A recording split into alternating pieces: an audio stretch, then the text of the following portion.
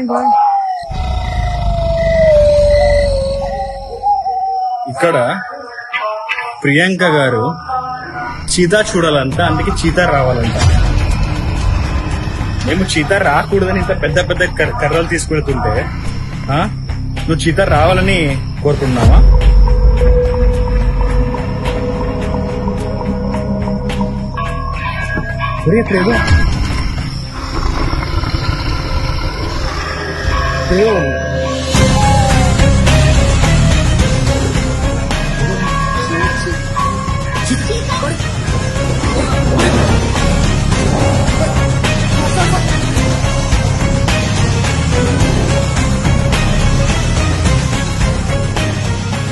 నేను అక్కడే ఆగిపోయారు.